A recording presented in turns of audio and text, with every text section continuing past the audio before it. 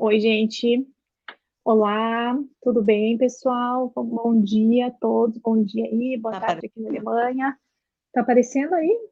Já estamos live? Aí, ó, Tá, agora sim. Deu certo? Terezinha, certinho. estamos aqui. Olá, pessoal. O som tá bom? Vão avisando se vocês todos estão ouvindo, estamos vendo. Vão entrando. Muito bom, né, Terezinha? Aqui estou na Alemanha, num domingo chuvoso e frio. Que beleza. É bem feio e ruim, mas vamos embora, que hoje é dia de estudar e aprender.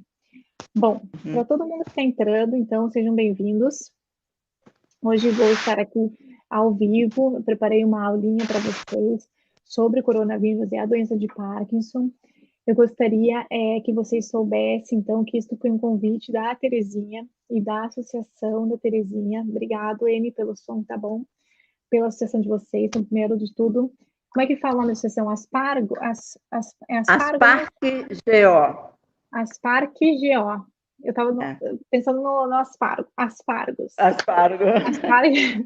Asparques GO, perfeito. E a Terezinha me contatou, né, a pessoa da Terezinha, e falou para mim que tinha um pessoal, né, Terezinha, que estava Sim.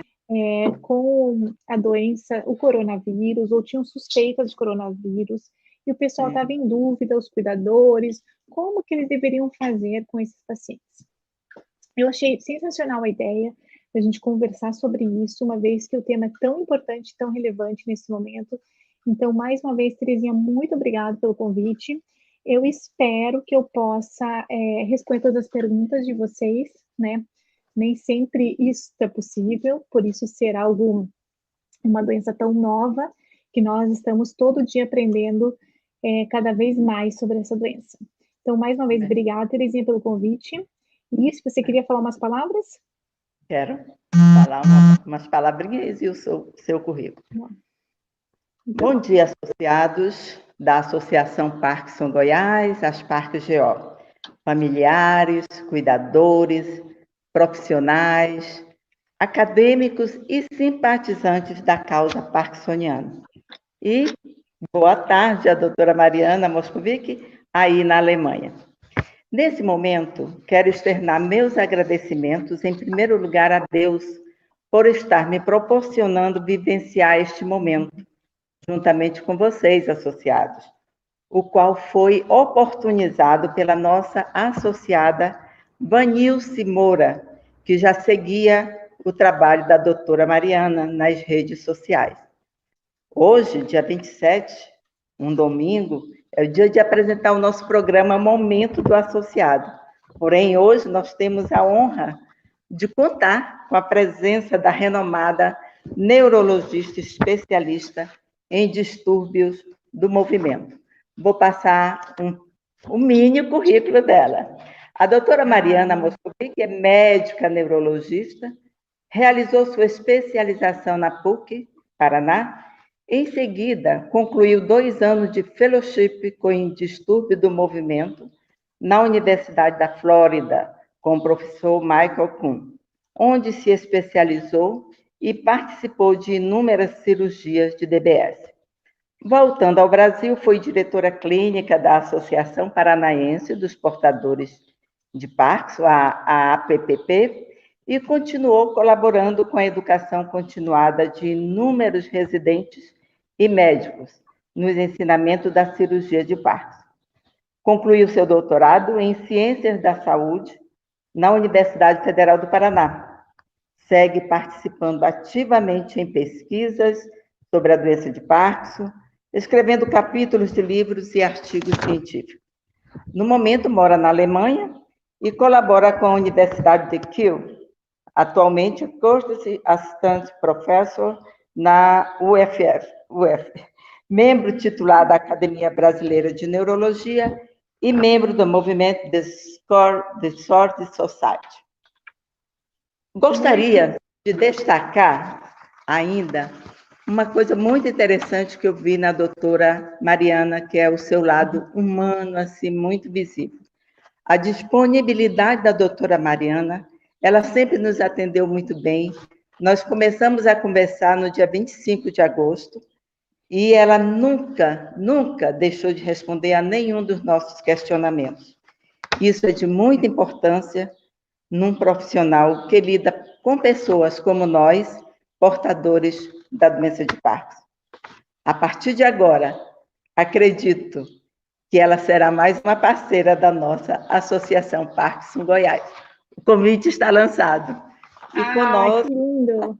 aí a doutora Mariana, que vai nos proporcionar momentos de conhecimentos acerca do Covid e o Parkinson. Muito obrigada também. Obrigado vocês. Que linda apresentação. Muito obrigado. De verdade, fico muito honrada de ter sido convidada e de estar aqui participando com vocês. Realmente, para mim, é uma honra e eu acho que o papel de todo médico é esse. Antes de tratar, a gente tem que comunicar e informar o paciente. Porque para melhorar a saúde do paciente, nós temos que informar o paciente. Então, ao meu ponto de vista, quanto maior a educação, né, de todos os pacientes e dos cuidadores, melhor saúde esse paciente vai ter. Então, muito obrigado, contem comigo com certeza absoluta, adorei sua apresentação, você realmente é uma excelente comunicadora. Obrigada. Muito obrigada mesmo para todos que estão aqui participando. Então, devido às perguntas que vieram para mim nesse decorrer desses dias, e as dúvidas que geralmente os pacientes trazem para mim, eu preparei uma pequena apresentação, tá? A ideia aqui não é de fazer uma aula, né, muito complexa, mas eu queria, de alguma forma, explicar para vocês, pacientes e cuidadores, sobre as perguntas que vocês me fizeram de uma maneira científica, sem ser algo complicado, né? Então, eu vou focar aqui em relação a responder essas perguntas. Não vou dar uma aula sobre neurologia, não vou dar uma aula sobre COVID, neurologia, COVID, Parkinson, mas sim tentar, de uma maneira científica, o mais científico possível, explicar para vocês, de uma maneira simples, o que deve ser feito e o que tem por aí, tá? Então, nós como médicos, temos também o dever de nos embasar cientificamente, tá? Infelizmente, muitos pacientes não gostam disso. Ah, mas eu vi que toma lá a erva tal. Infelizmente, como médicos, o nosso dever é passar uma informação onde vários pacientes passaram por aquilo, onde está escrito na literatura, tá? Então, sempre temos que checar as fontes, tá? Isso é muito importante, checar as fontes e passar uma informação correta, tá? Então, esse é o meu dever. Eu espero passar para vocês aqui um pouquinho. Vão ser mais ou menos uns 20, 30 slides, Geminiano fazendo as perguntas, e eu vou falar para vocês. Como eu não consigo ver a tela da minha apresentação e das perguntas ao mesmo tempo, eu vou pedir para vocês verem primeiro a minha apresentação e logo depois que acabar a apresentação, a gente volta aqui e eu respondo o que ficou de dúvida ao vivo aqui para as perguntas que vocês tiverem. Então, não mandem as perguntas ainda, porque eu não vou conseguir ver as suas perguntas neste momento. E muitas vezes as perguntas e a aula que eu vou dar já vai responder a sua pergunta, tá?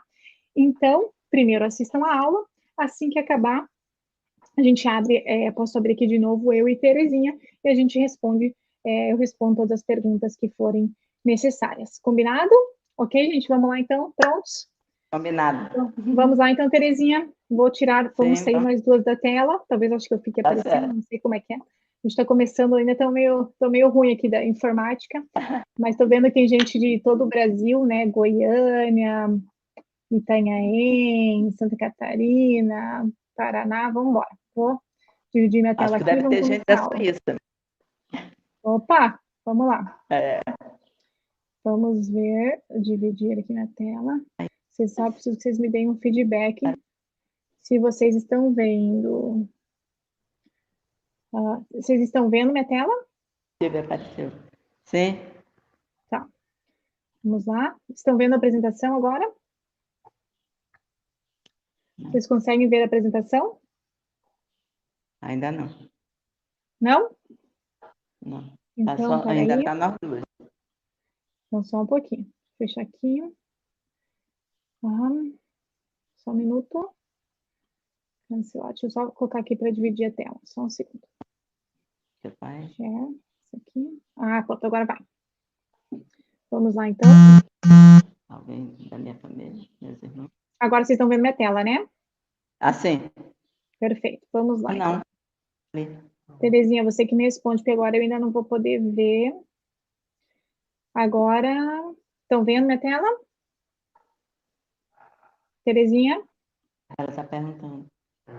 Ainda não. Terezinha, Não. você tá vendo? Ainda não. Agora sim. Tá. Então todo mundo agora é que agora eu não consigo ver as respostas, então Tá, só escuto agora sua todo voz, mundo. tá, Terezinha? Então se você puder, então qualquer coisa que estiver no meio, você só fala para mim aqui. Vamos Tá lá, certo. então. Vou deixar aqui também o celular aqui, para se alguém tiver alguma. Terezinha, eu deixo só desligar aqui, só um segundinho. Se puder ficar daí, não vou deixar você ligada aí, qualquer coisa você pode entrar aqui e falar alguma coisa, tá? Tá certo. Só para não tocar o celular, isso. Vamos lá. Então, pessoal, eu vou falar aqui só um pouquinho para vocês, então, sobre Covid e a doença de Parkinson. Nós sabemos, então, que o Covid é uma doença causada pelo coronavírus, denominado Produção. SARS-CoV-2. Eu acho melhor eu vou, só um pouquinho, eu vou só mutar aqui você, Terezinha, para não ficar. Aí, pronto. Vamos lá.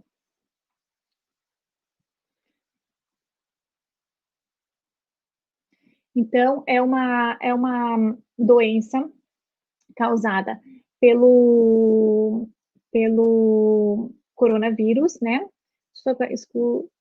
Vocês estão escutando bem, ok.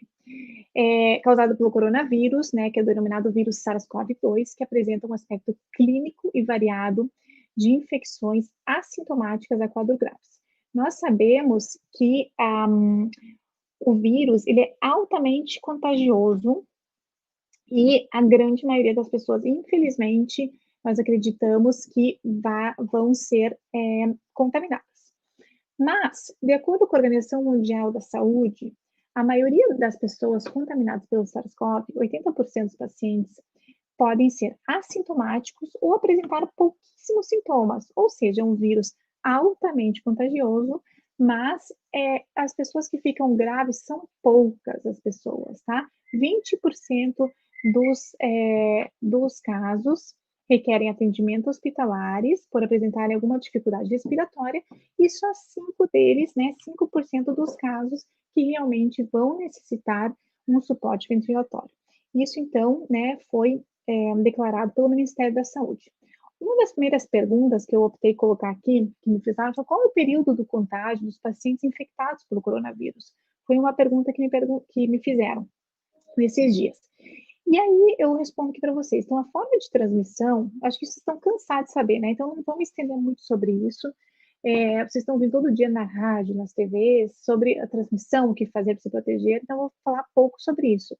Mas sabe-se que a transmissão, então, é pelas gotículas de saliva, né, quando a pessoa tosse, quando a pessoa espirra, ou mesmo quando a pessoa leva as mãos nessas mucosas e vai, enfim, encosta em outra pessoa, dá um abraço, dá um beijo. Então, por isso que a forma de transmissão é o que nós temos que proteger da melhor forma. O período de incubação do coronavírus é de 5 dias, com um intervalo que pode chegar até 12 dias, tá? Então, por isso que a transmissibilidade é de 7 dias após o início dos sintomas. E é por essa razão que quando a pessoa está assintomática, nós pedimos para a pessoa esperar pelo menos 15 dias, né? Então, se a pessoa começou com o nariz escorrendo, com espirro ou com febre, 15 dias de quarentena, esse seria o ideal para nós termos certeza de que essa pessoa não estaria mais transmitindo a doença ou vírus. Essa slide eu trouxe para vocês só para critério de curiosidade, né? A gente não vai falar sobre isso, mas assim, sabe-se hoje em dia, a minha conversa de hoje com a conversa de março ou maio, quando começou o coronavírus e tudo mais, é bem diferente, né? Então, hoje já se sabe muitas outras informações em relação ao vírus e ao sistema nervoso central. Apareceu muita coisa, muitos estudos, e sabe-se que o vírus, a questão de curiosidade, ele pode também entrar no sistema nervoso central. E como que ele entra para o sistema nervoso central?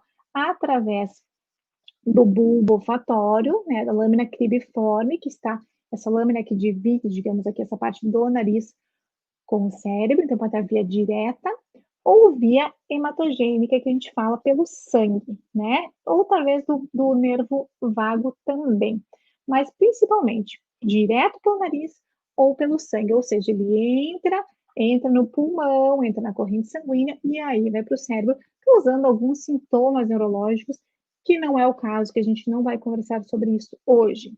A boa notícia, eu retirei essa foto de um site aqui bem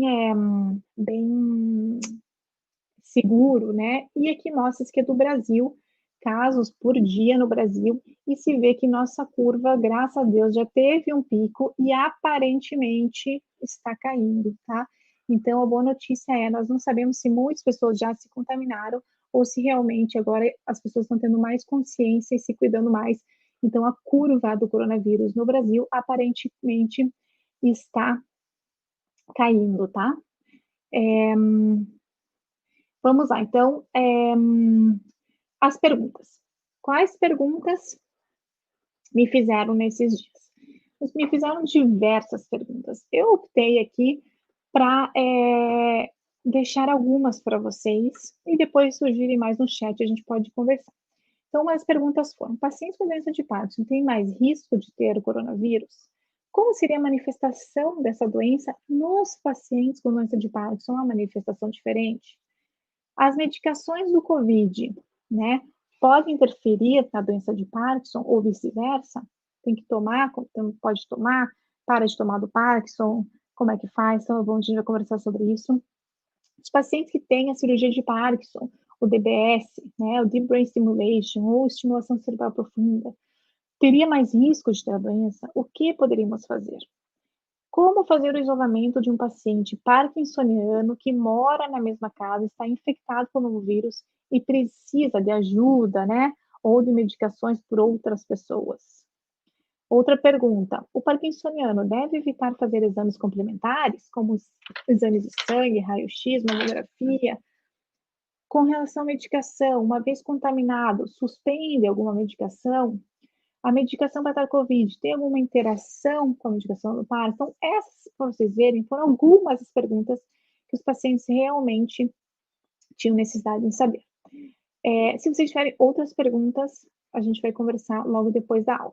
Então, eu vou tentar responder a maioria delas, né? Então, como vocês sabem, eu acabei de falar, inclusive tem uma aula minha de coronavírus aqui no meu canal do YouTube, que foi feita em março, maio. Se vocês quiserem, vocês podem dar uma checada lá, uma hora também de conversa. Mas agora tem muitas coisas novas, inclusive tem estudos científicos mostrando o que eu vou falar. Naquela época, era tudo em base do que nós acreditávamos. Agora existe embasamento, tá? Então, o paciente com Parkinson tem maior risco? E o que o estudo diz? Todos os estudos são desse ano, 2020, esse foi um estudo do Cilia, lá de Lombardia, né, na Itália, foi um dos lugares mais acometidos pelo coronavírus. E o que ele diz?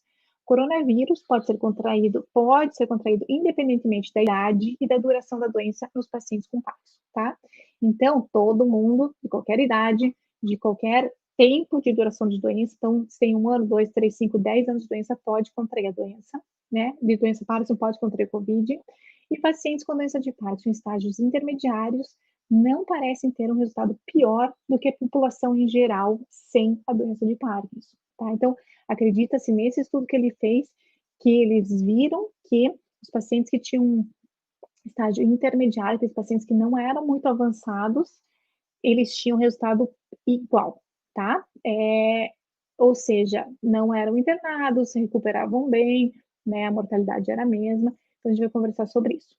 No entanto, os pacientes com doença de Parkinson mais avançada, ou seja, aqueles pacientes que já estão há muitos anos com a doença, 10 anos, 12 anos, né, que tem algum outro comprometimento, de questão de salivação, de questão de deglutição. Então, esses pacientes, sim, né, esses pacientes mais velhos, podem apresentar uma população vulnerável. Por que esses pacientes podem ser mais vulneráveis a ter uma doença um pouco mais rigorosa? Por quê? O paciente de Parkinson muitas vezes apresenta rigidez dos músculos respiratórios. Nós sabemos, então, que a rigidez ela é global, né? Então, não é só dos membros. Então, essa parte de respirar, expandir o tórax, encher os pulmões de ar, muitas vezes fica comprometida nesses pacientes que têm a doença há um bom tempo. Então, por isso, pode ser que esse paciente tenha algum risco maior. Os pacientes que têm um comprometimento de reflexo de tosse, então os pacientes que já têm uma disfagia, que têm dificuldade para engolir, né? A gente sabe que os pacientes de Parkinson podem ter esse comprometimento de reflexo de tosse, então, assim, eles poderiam ter mais risco de vir a ter uma complicação da doença. Os pacientes que têm a disfagia, como eu falei, dificuldade de deglutição, e os pacientes que têm já essa falta de ar preexistente, né, poderiam vir a um maior agravamento depois do Covid. E quais seriam os preditores de ter uma doença mais grave, né, doença do coronavírus? Então, uma idade mais avançada, como eu falei, pacientes com doença de Parkinson, uma idade mais avançada, pacientes que têm já um quadro mais demência, um quadro cognitivo, né, um déficit cognitivo, isso saiu muito, né, em todos os lugares, são pacientes que são mais idosos, pacientes que têm problemas cardiovasculares, pacientes que têm diabetes, né, então essas doenças sistêmicas, esses pacientes têm mais risco a vir a ter um resultado pior, ou seja, uma internação ou mesmo aumento da mortalidade, tá? Então, idade mais avançada, quadro cognitivo, então, o paciente que tem a doença de Parkinson e tem hipertensão, ou tem problema cardiovascular, ou tem diabetes, uma duração de doença maior, ou seja, meu estudo aqui do Antonini, que é um outro italiano, ele mostrou que os pacientes com mais ou menos 12 anos de doença tinham mais risco dessa susceptibilidade, pacientes institucionalizados, são pacientes que estão em lares, né, tem mais risco de ter uma doença mais grave, e esses pacientes, então, né, com esses problemas, né, outras comorbidades, além da doença de Parkinson, tinha uma mortalidade, um aumento da mortalidade em 19%. Então, se você é paciente de Parkinson e você, a pergunta foi, tem mais risco por ter a doença? Não, a sua imunidade é igual a qualquer outra pessoa. Mas se você é mais idoso, se você apresentar alguma outra comorbidade que não a doença de Parkinson, sim, você supostamente entra no grupo de risco, tá? Então, além disso, os pacientes que têm terapias mais avançadas, como o DBS, ou uma terapia de infusão, aqui no Brasil nós não temos, né? Mas infusão de levodopa, aparentemente seriam mais vulneráveis, ou seja, teriam mais risco. Mas isso eu vou falar com muito cuidado, porque, ao meu ver, paciente com DBS, que é o que temos no Brasil, não é um paciente de risco pelo DBS, tá? E sim, se ele tiver todas as outras comorbidades. Nesse outro estudo muito interessante em relação a pacientes de Parkinson com Covid e sem Covid, também deste ano, o que eles viram, então? Que o patógeno, né, ou seja, o vírus do coronavírus, né, ele vai causar uma infecção, tá? Todos esses estudos que estão mostrando é com doenças de Parkinson e coronavírus, tá? Então, ele vai causar uma infecção, né, do trato respiratório, né, superior e inferior, ele causa, então, né, uma vez que está dentro do corpo, o coronavírus, ele pode causar uma desregulação da imunidade, então uma alteração da imunidade, pode desencadear uma neurodegeneração, ou seja, uma morte celular, e também pode alterar o metabolismo da dopamina. Então, por que eu estou falando isso? Porque, sendo assim, o paciente com doença de Parkinson, ele vira um pouco susceptível à doença, e ele tem, deixa eu voltar aqui, e ele pode ter uma deterioração, um deterioro motor, ou seja, uma piora, tá, dos sintomas motores e não motores. E aqui, como eu já falei, devido às complicações respiratórias, com uma restrição na excursão da ventilação, uma alteração das vias aéreas, uma obstrução, uma pneumonia aspirativa ou algum outro problema. Então, esse outro estudo do Fasano, o que ele viu? Que esses pacientes com coronavírus e doença de Parkinson, ou sem coronavírus e doença de Parkinson, como que eles se diferenciavam? Eles eram pacientes, aqui vocês podem ver, pacientes mais jovens, então o paciente que tinha coronavírus e Parkinson, ele era mais jovem do que o paciente sem coronavírus, tá? Eram pacientes mais obesos, que tinham outras doenças relacionadas, né, doenças crônicas, pulmonares, e perceberam algo interessante nesse estudo, apesar que são poucos, 100 casos, né, a gente considera que é um número relativo bom de casos, mas viram que esses pacientes, eles tinham uma redução de vitamina D, tá? Então, isso foi muito interessante. Talvez a vitamina D aqui, ele até fala que pode ser protetora no sentido de melhorar a imunidade, mas ainda precisa ser um pouco mais estudado, tá? Então, interessante isso, que esses pacientes eram mais jovens, então possivelmente esses pacientes saíam mais, né? Os pacientes com doença de Parkinson mais idosos talvez mantiveram os cuidados maiores, então talvez por isso se infectaram menos. Os pacientes tinham mais comorbidades e tinham uma deficiência de vitamina D. E esse mesmo estudo ele viu que, independente do paciente de Parkinson ter coronavírus ou não, a mortalidade era a mesma, tá? Então, não difere a mortalidade se o paciente tem Parkinson ou não, o que é, na verdade, a mortalidade, por a gente ver grandes números aí nas mídias, é uma mortalidade relativamente baixa. Então, o que acontece com o paciente com a doença de Parkinson que tem COVID? Normalmente, a gente sabe que pacientes, independente da infecção que o paciente parkinsoniano tenha, seja ela por influenza, seja ela por uma bactéria, tem uma pneumonia, ou mesmo paciente hospitalizado, nós sabemos que sim ocorre uma piora motora. Então, vocês podem depois até me comentar se você tiver uma infecção de urina, alguma infecção, ou se chegaram a ter uma pneumonia por broncoaspiração. Normalmente, nós já vemos isso nos pacientes. Existe um paciente está estável, quando tem infecção, dá uma piora, normalmente, da parte motora e não motora também. E não é diferente no COVID. O COVID, em vez de ser uma infecção viral, e essa infecção viral, logicamente, pode levar aí a piora sintomática do paciente. Na parte motora, principalmente o paciente pode piorar tanto a rigidez como o tremor, ou também a parte de marcha e equilíbrio. E interessante que nos estudos eles mostraram que alguns pacientes pioraram na parte motora do Parkinson, mas eles estavam assintomáticos do COVID. Então, ele não tinha febre, não tinha coriza, não tinha tosse. Mas ele percebeu que subitamente ele piorou da parte do Parkinson. Quando foram ver avaliar, fizeram o teste de COVID e estava positivo. Então, é algo que vocês, nessas épocas, têm que se atentar. Se tiver uma piora importante da parte motora, cheque para ver se não tem o COVID.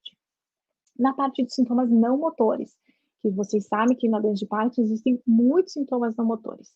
A ansiedade e outros fatores, como fadiga, hipotensão, déficit cognitivo e psicose, também pioraram durante o quadro de infecção, mas principalmente a fadiga. Fadiga é aquela falta de vontade, né? Não tem vontade de fazer as coisas, mais cansado. Então, em todos os casos, eles apresentavam uma piora. E não só a fadiga, nesse estudo da lombardia, né? Mas também os pacientes, interessantemente, eles mostraram que também tinham uma disfunção urinária. Interessante, né? E esse estudo, então, mostrou que também teve piora urinária, principalmente nos pacientes que apresentavam hoje uma urgência, uma incontinência, uma noctúria, tá? E acredita que esse problema urinário no paciente com Parkinson e com COVID era devido à própria infecção ou mesmo por uma piora motora relacionada ao COVID. E também mostrou que o paciente com COVID, com Parkinson, apresentava um quadro mais de diarreia.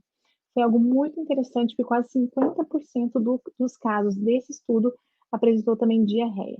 Então, ficar atento: diarreia, disfunção urinária, fadiga, piora os sintomas motores e não motores, checar, ver se tem o COVID. Outros efeitos que a infecção pelo coronavírus pode levar nos pacientes seriam os efeitos indiretos, né? O que são os efeitos indiretos? É o fato do isolamento, é o fato da informação, né? Então, assim, nós estamos mais isolados em casa, mais acesso à informação da TV, e isso nos gera, assistindo notícias todo dia, notícias ruins de morte e tudo mais, né? Sem ter contato com outros familiares, sem contato com outros amigos, sem ter outras atividades, gera estresse, auto-isolamento, ansiedade e a consequência da imobilidade prolongada devido à quarentena. Então, tudo isso, o estresse, o isolamento, a ansiedade e a não realização de exercícios também pode piorar os sintomas motores e não motores, além do que a piora nessa parte emocional. Então, voltando aqui nesse slide, esse estudo é muito legal, como eu mostrei para vocês, o impacto do coronavírus nesses pacientes com a doença de Parkinson, ele pode levar a consequências em curto e longo prazo, com pioras motoras, da função motora e não motora, psiquiátricas, principalmente ansiedade e estresse. Então, é não só o vírus em si, como vimos, né, que pode gerar toda essa alteração na parte de medicação, na parte de sintoma, mas também na parte social e de ambiente, né? Então, temos um distanciamento social, uma piora de atividades, então que o paciente estava acostumado a fazer atividades, né, por fora, o estigmatismo, a discriminação, o cuidado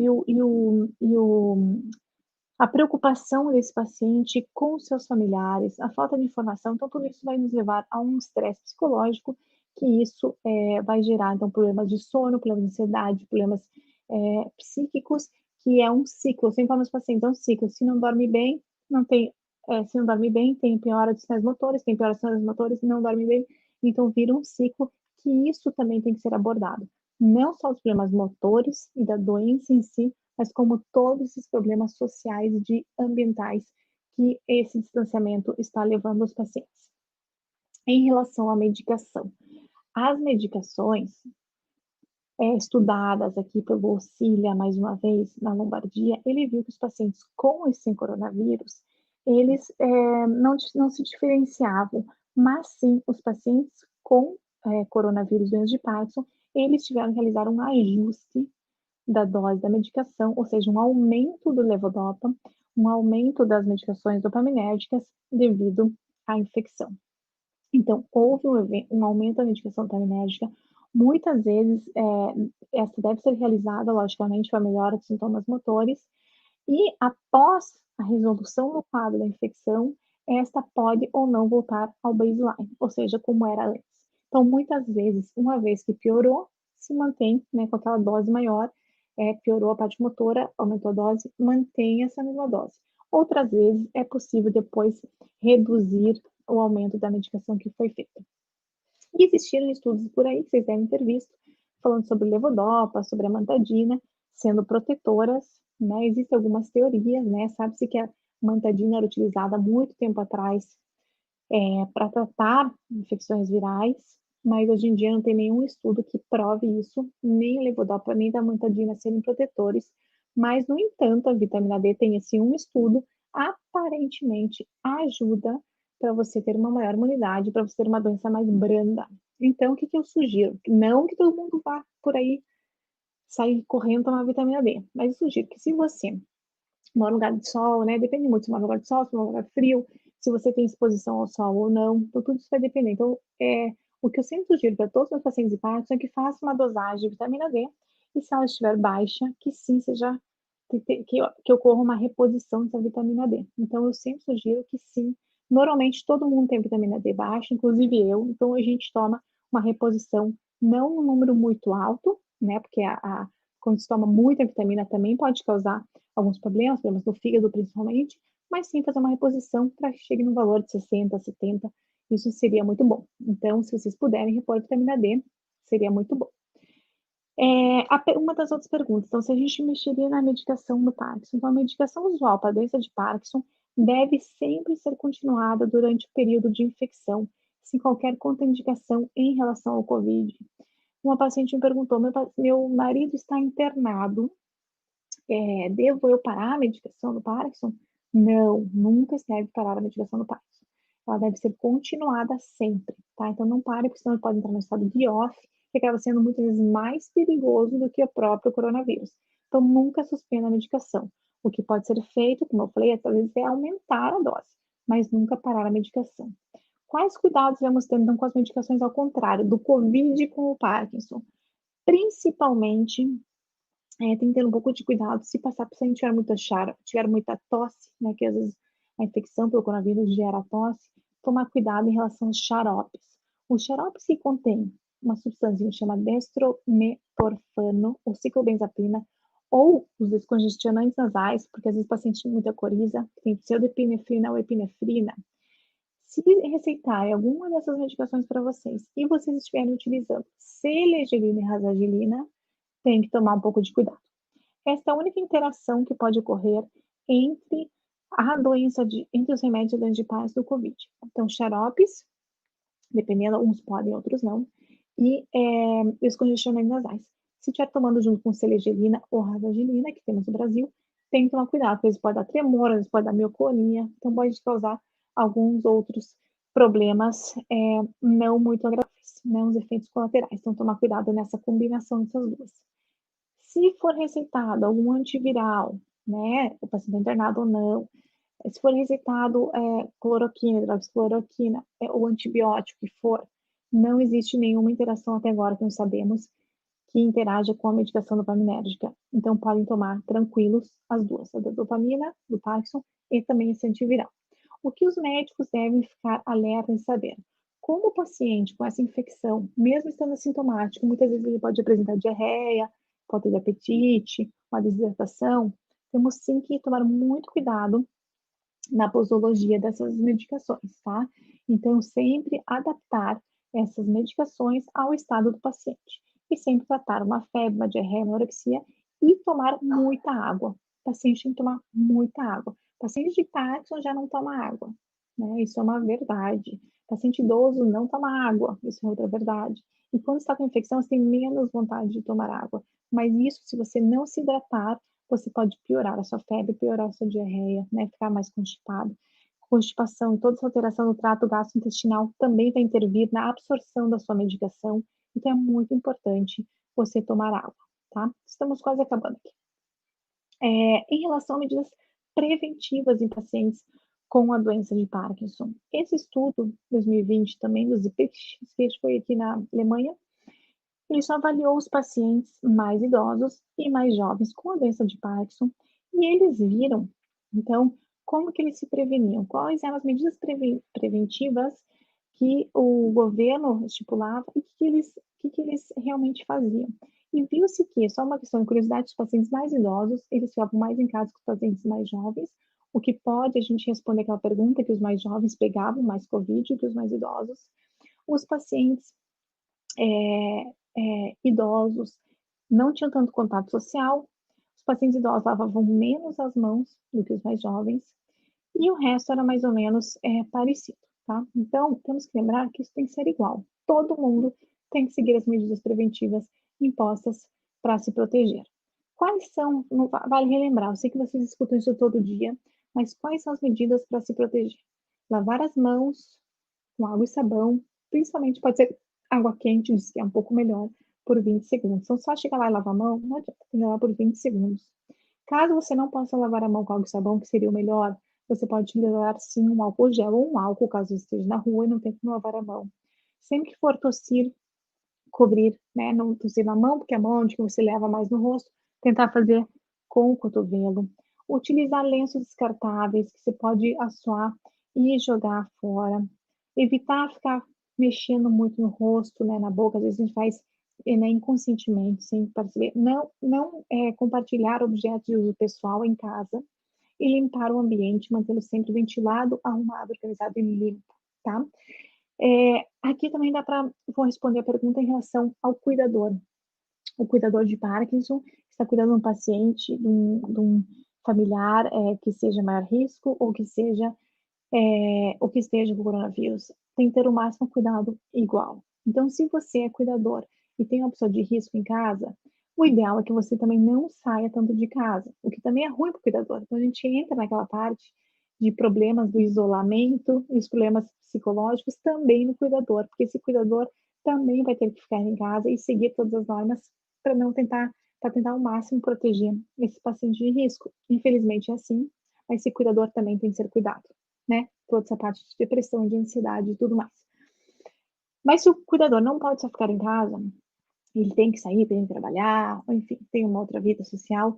Quando voltar para casa, ele tem que tomar todas as medidas. Se possível, tomar um banho, trocar a roupa, lavar bem as mãos, usar uma máscara, né? Lavar as mãos, desinfetar as mãos, a roupa, usar uma máscara e tentar ao máximo manter um distanciamento de 1 metro a 2 metros, que, se possível, tá? Isso deve ser realizado. Mas, além de todos os cuidados, eu gostaria de falar mais alguns cuidados para esses pacientes, para vocês de Parkinson, principalmente pacientes mais idosos, se protegerem. Acima de 65 anos, o ideal, como a gente ainda não tem a vacina do coronavírus, é que vocês tenham as outras vacinas em dia, como, por exemplo, a do influenza, né, que já foi a campanha do governo, mas que tem a vacina da influenza, do pneumococo, tem a 13 e a 23, do herpes zoster e do tétano. Então, acima de 65 anos, Converse com o seu médico neurologista, geriatra ou clínico para você fazer essas vacinas. Por que eu falo isso? Porque imagina que você tem coronavírus, pegou infecção, e aí pega outra infecção de alguma outra coisa em cima. Ou você está com herpes zoster e pega coronavírus, sua imunidade vai estar muito menor. Se você tem uma infecção por uma bactéria, com pneumococo, e depois eu tenho coronavírus, seu pulmão não se protegeu o suficiente, né? Ele não está suficientemente bom para se livrar do coronavírus. Então, o máximo que você puder estar protegido por todas as outras doenças que podem diminuir sua imunidade, faça isso. E se tem a vacina, por favor, indico que vocês se vacinem, ok? Lembrando também, se você tiver uma emergência, vá para o hospital caso necessário. Então, muitas vezes nós falamos, fica em casa, fica em casa, fica em casa, mas o paciente está tendo um infarto, ele fica em casa, ele morre. O paciente quebrou uma perna, ele fica em casa, ele faz uma infecção. Então, esse fica em casa, ele é bem relativo, tá? Então, assim, o risco, se você estiver passando mal em casa, que dê um problema, é muito maior do risco de você ir até uma emergência e trate seu problema. Então, se você tiver um AVC, né? Então, se tiver uma dormência no braço, se você tiver uma dor no peito, se tiver uma dor abdominal importante, se você tiver febre, então, ou qualquer outra coisa que te chame a atenção para uma emergência, por favor, vá ao hospital. Protegido, com máscara, lavando as mãos, tentando manter o distanciamento, mas vá ao hospital. Não fique em casa, tá? Porque nós vimos que muitas pessoas deixaram de se tratar e deixaram de ir devido ao coronavírus e tiveram uma resolução, um resultado muito ruim. Então, vá na emergência. Outra coisa que eu gostaria de falar é sobre o uso da máscara. O uso da máscara é fundamental para todos nós, não só o paciente, da idade que for, mas para todos nós. Principalmente porque esse estudo que saiu no New England, este ano, um jornal, né, importante para nós da medicina, e ele viu que todo mundo deveria usar máscara. Dependendo da máscara, ela tem um certo nível de proteção diferente uma da outra. Mas eles fizeram um estudo interessante falando que o uso da máscara, ele nos leva ao que se chama-se variolização, como se fosse a varíola, né, que teve antigamente. E o que ele quis dizer nesse estudo? Ele quis dizer o seguinte, que todo mundo usando máscara, mesmo estando perto, algumas máscaras elas vão passar algumas partículas, certo? Porque ela não vai proteger 100%. Só que quando a pessoa se infecta com poucas partículas, a doença é mais branda, tá? Então, assim, o que eles falam aqui?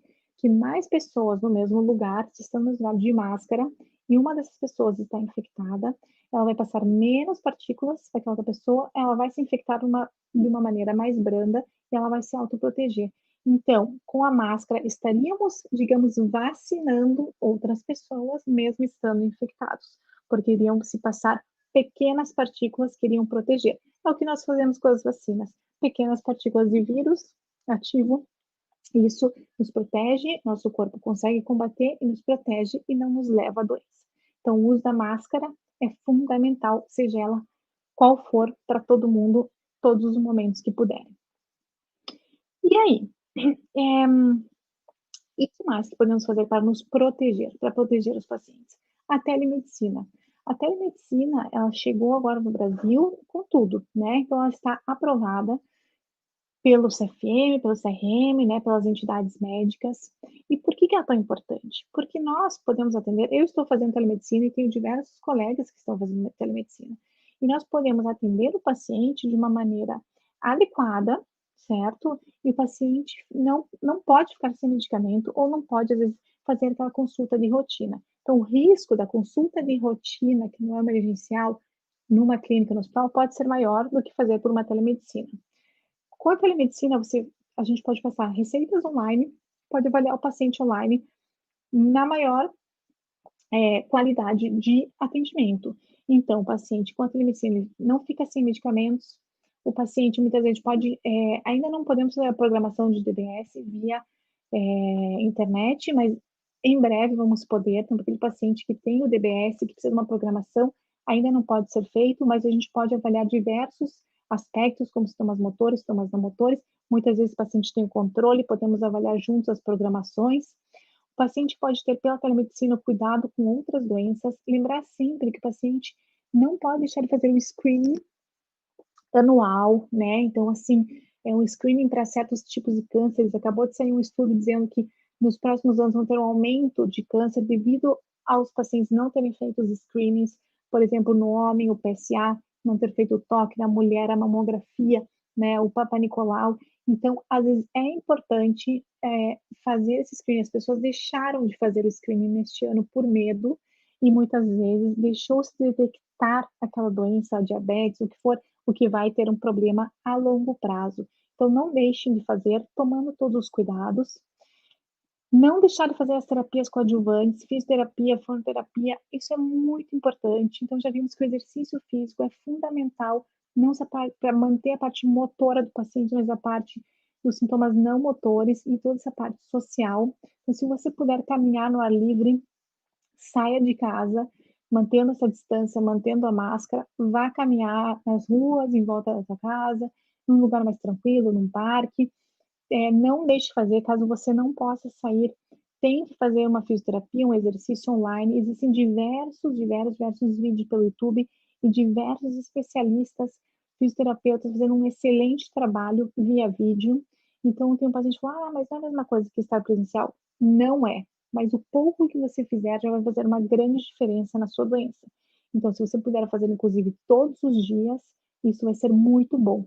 Não deixe de fazer as terapias que vocês vinham fazendo, porque isso faz uma grande diferença a longo prazo para a doença, tá? Nós sabemos que a fisioterapia é a única coisa que nos protege, que faz é um neuroprotetor na doença de Parkinson. Então, quanto mais exercícios fizerem, puderem, melhor. Caso não exista maneira de se serem para fora, fazer online, e queiram se ter fazendo uma terapia ao vivo, eu sugiro que você chame esse terapeuta para a sua casa, tá? Então, que esse terapeuta entre na sua casa com toda a paramentação, né, possível, com a máscara, com o protetor dos olhos, lavando as mãos, colocando o avental, e aí seria um profissional na sua casa e não você junto com um grupo de pessoas. Então, essas seriam umas medidas que poderiam ser tomadas, tá? Online, se possível, pode continuar saindo, ar livre, é livre para todo mundo, não teria problema. E se não, traga esse profissional para a sua casa. E sempre também cuidar dos cuidadores é fundamental, porque quem está bem cuidado não pode cuidar de outras pessoas. Então, eu sempre tenho esse cuidado também com o cuidador do paciente, que muitas vezes ele é negligenciado. E o que foi visto nos estudos? Tem estudos sobre a telemedicina também, e viu-se que a telemedicina tem os 5 Cs. Então, reduz o contágio, aumenta o cuidado, maior conveniência, maior conforto e maior confidencialidade, né? Então, os pacientes podem ter, sim, um cuidado muito adequado, praticamente igual ao presencial via online. Ele é uma medicina mais preditiva, personalizada, preventiva e participatória, porque muitas vezes temos a participação de outras pessoas dentro da casa. Nós conseguimos ver a casa do paciente. Aqui estou avaliando uma paciente, então nós podemos entrar na casa do paciente e muitas vezes viu-se que essas consultas a gente consegue também avaliar o ambiente do paciente. Também a telemedicina, economia de custo, para o paciente não tem que viajar, não tem que pagar estacionamento, né? Reduz a distância de viagem, reduz então o gasto, reduz a distância de viagem e os resultados, como foi visto na literatura, eles são muito semelhantes às consultas normais. Em relação à telemedicina e o TBS, a cirurgia de Parkinson, eu trago aqui uma curiosidade, tá? Já tem estudos na China que mostraram que sim, no futuro nós vamos poder fazer uma programação estando em outro lugar. Tá? Esse estudo mostrou isso através de uma maneira de Bluetooth, onde o próprio médico, através de uma plataforma, vai poder sim programar o paciente, mesmo ele estando na sua casa. E isso é sensacional, não só em épocas de coronavírus, mas também em épocas de pacientes que moram, tem pacientes que moram muito longe, então realmente iríamos evitar todo esse tráfego. Claro que não é igual a uma consulta presencial, mas poderíamos, por exemplo, fazer uma consulta presencial uma vez por ano e 2 ou 3 telemedicina, e assim se vai indo se conversando. Então, eu acredito que a telemedicina veio para ficar, é algo muito bom, tanto para o médico quanto para o paciente. Em relação à pergunta do DBS, você tem DBS, tem mais risco? Não, tá? Então, não tem mais risco de ter a doença. No entanto, alguns cuidados devem serem tomados. Se você, naquela época, em março, não estavam nem realizando cirurgias eletivas, as cirurgias de Parkinson são eletivas. Hoje em dia, acredito que no Brasil já estão realizando algumas cirurgias, então, principalmente aqueles pacientes que realmente precisam. não só de Parkinson, com pacientes com distonia que precisam da cirurgia. Então, elas estão sendo realizadas. Se você está recém-operado e está preocupado em não poder ligar o gerador, a bateria, não se preocupe, pois a bateria pode ser ligada 30, 40, 50 dias depois de ter sido instalada. Então, se você está estável, não se preocupe. Se você está aguardando uma consulta, né? Então, assim, se você está estável, aguarde essa consulta, né? O principal é checar a bateria. Não deixar essa bateria acabar. Se você checou a bateria há pouco tempo, não se preocupe que essa bateria dura 3, 4, 5, 8 anos, dependendo do qual tipo de bateria que você colocou. Mas não deixe a bateria acabar, que o maior risco é quando a bateria acaba. Então, se você tem sintomas off muito súbitos, ou principalmente os pacientes em distonia, isso acaba sendo uma emergência. E como a gente conversou, emergência vai para o hospital. Então, a troca de bateria se transforma em uma emergência e você tem que trocar, tá? Mesmo paciente de Parkinson, ele tem que trocar, não pode deixar essa bateria acabar.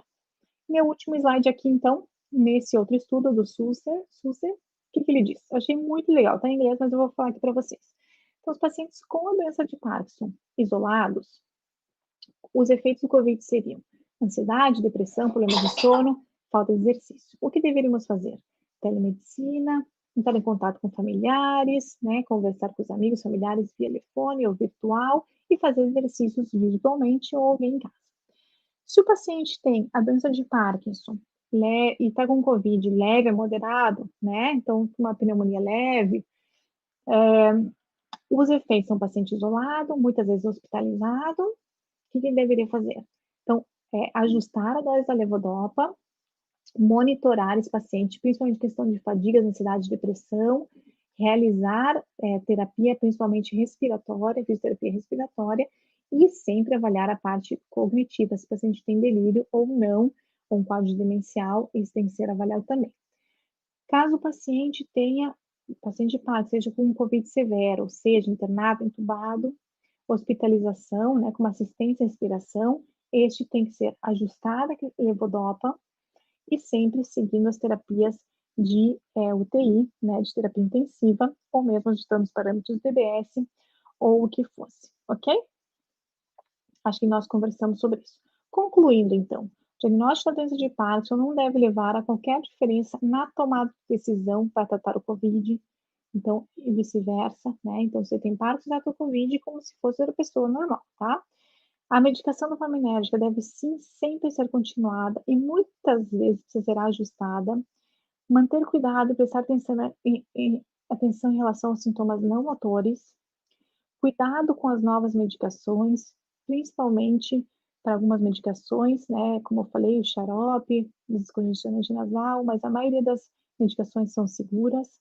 Ajustar a vitamina D, utilizar todas as medidas preventivas e a telemedicina, que a maioria dos médicos e profissionais estão utilizando.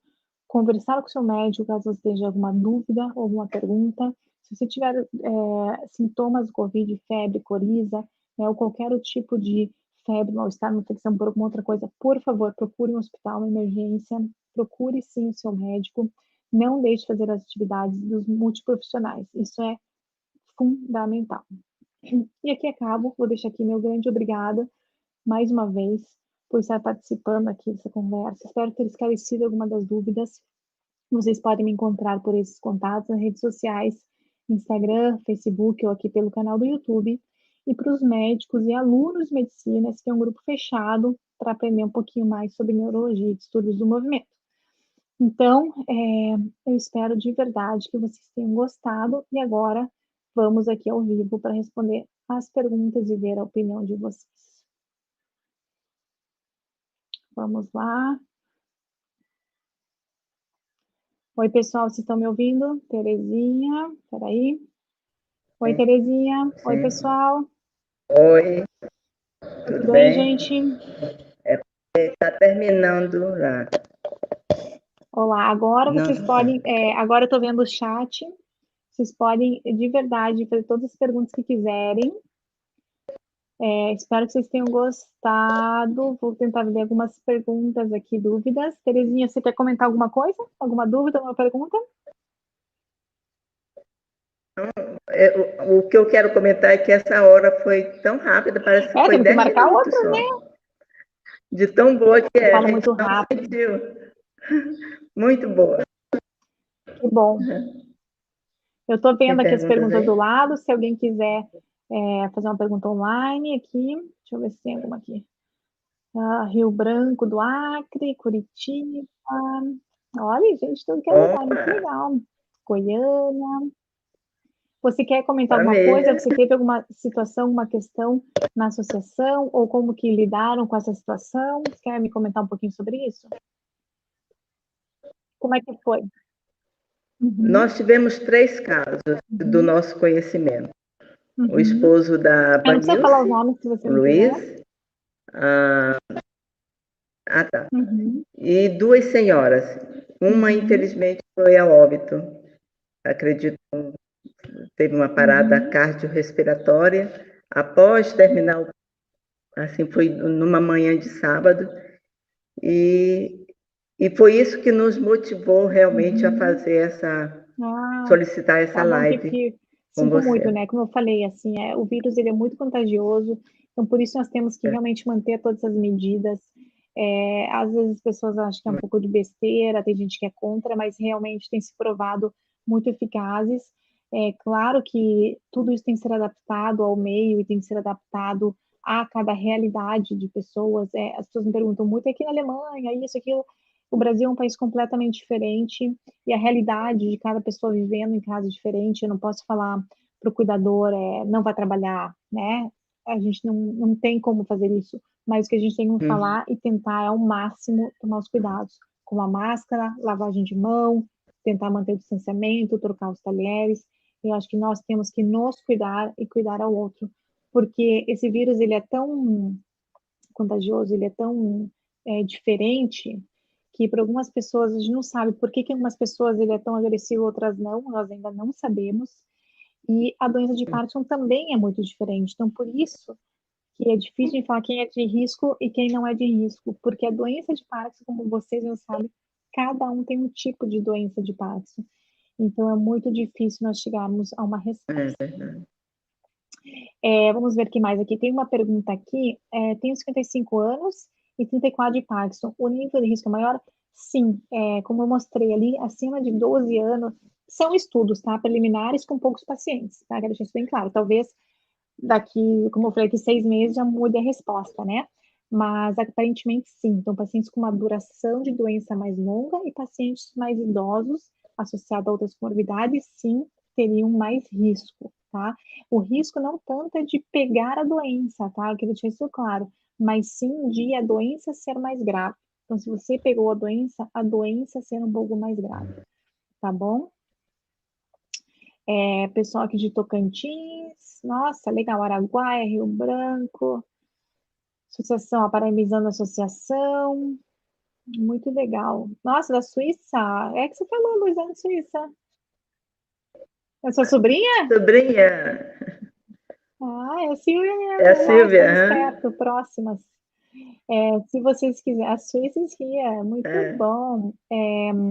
A live vai ficar aqui, portanto, se puder compartilhar, ela vai ficar, eu acho que no canal, acho que fica gravada, senão eu tento passar ela aqui gravada, vou deixar, claro, e depois se vocês quiserem compartilhar, não tem problema, tá? Vamos lá, que mais? 3 meses fechado em casa, piora, óbitos, é isso mesmo, a pessoa fica, né, com problema né, de óbito, como eu falei, as pioras são as motores, não motores.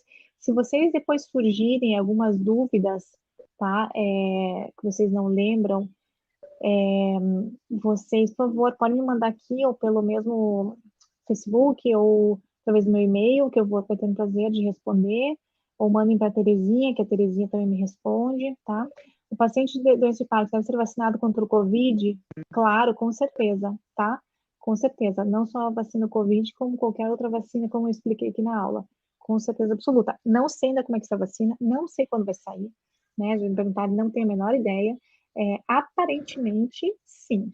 Se essa for uma vacina que pode, né, eles vão falar, né, sobre sobre quem pode ser vacinado ou não, mas com certeza as pessoas de mais risco vão ser as vacinadas, e eu acho que sim, a doença de Parkinson vai entrar nisso, estão surgindo muitos outros estudos em relação a doença de Parkinson, inclusive algo muito interessante, foi até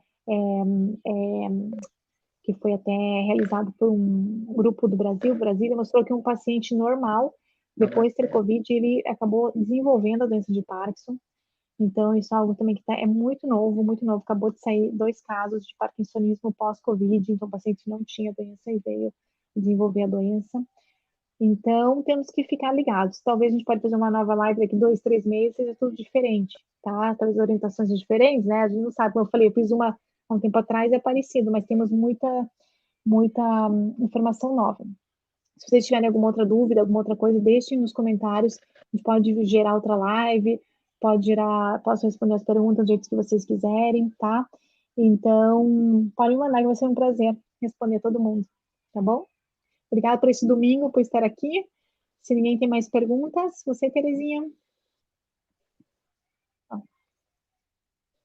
Não, também não tenho, porque as perguntas nós Perfeito, achei muito bom tínhamos que a gente pôde encaminhado para discutir você, bastante né? sobre isso. E gostaria de agradecer a Ana Luísa, que também nos Isso. ajudou aqui nos backstages, para tentar fazer esse streaming. Muito obrigado a todos vocês por participarem, que vocês tenham um ótimo domingo. E, bom, estou aqui disponível para vocês, tá bom? Obrigada, Terezinha, mais uma vez. E eu gostaria de ratificar o nosso convite. Parceira Pode me da colocar nossa lá no grupo. associação. Já estou em vários grupos, mais um. Vamos lá. Mais um grupo de pacientes, eu adoro. Muito bom. Pode contar com a minha presença, tá bom? Ok, obrigada. O que fala da E um vacina é bom real, final de não devemos domingo para tomar. você. Albertina, eu gostaria que você, antes de finalizar, né, para a gente deixar tudo bem claro, o que a gente não, gostaria que você se pronunciasse, o que não deveríamos tomar, Albertina, qual vacina? Assim, a gente já acabou de comentar aqui. A vacina do Covid, nós não sabemos, se for do Covid, como eu falei, nós não sabemos ainda, né, mas possivelmente é uma vacina que vai ser feita para as pessoas de risco, como as outras vacinas. Então, eu deixo a critério, como todas as vacinas que existem. Quem quer tomar, toma. Quem não quer tomar, não toma. Mas eu sou a favor das vacinas e ela nos protege. Já tem muitos estudos falando sobre isso. Então, quem quiser depois que eu fale um pouquinho mais sobre vacinas, nós podemos combinar em outro momento. Um grande abraço para vocês, então. Beijos. Até mais. Tchau, tchau, gente. Obrigada. Tchau, tchau.